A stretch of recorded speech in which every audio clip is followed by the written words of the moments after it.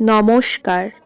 আজকের কবিতার বিষয় হলো সুকান্ত ভট্টাচার্যের ছাড়পত্র। এই কবিতার মাধ্যমে আমরা বুঝেছি যে আমরা এই পৃথিবী থেকে একদিন চলে যাব, কিন্তু যারা আমাদের উত্তরাধিকার তাদেরকে যাতে আমরা একটি যোগ্য, সুন্দর ও সুস্থির পরিবেশ পৃথিবী দিতে পারি, এই কবিতা তারই ইঙ্গিত বহন করে। যে শিশু ভূমিষ্ঠ হলো আজ রাত্রে, তার মুখে খবর পেলুম, সে পেয়েছে ছাড়পত্র এক।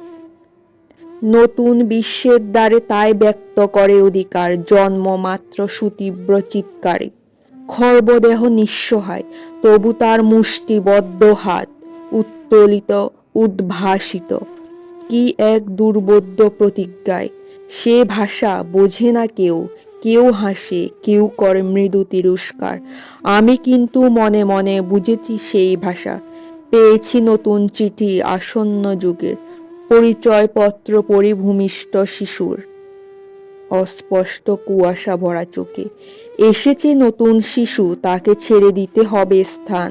জীর্ণ পৃথিবীতে ব্যর্থ, মৃত আর ধ্বংসস্তূপ পিঠে চলে যেতে হবে আমাদের। চলে যাব তবু আজ যতক্ষণ দেহে আছে প্রাণ, প্রাণপণে পৃথিবীর সরাবো জঞ্জাল। এ বিশ্বকে শিশুর বাসযোগ্য করে যাব আমি। নবজাতকের কাছে আমার দৃঢ় অঙ্গীকার, অবশেষে সব কাজ সেরে আমার দেহের রক্তে নতুন শিশুকে করে যাব আশীর্বাদ। তারপর হব ইতিহাস।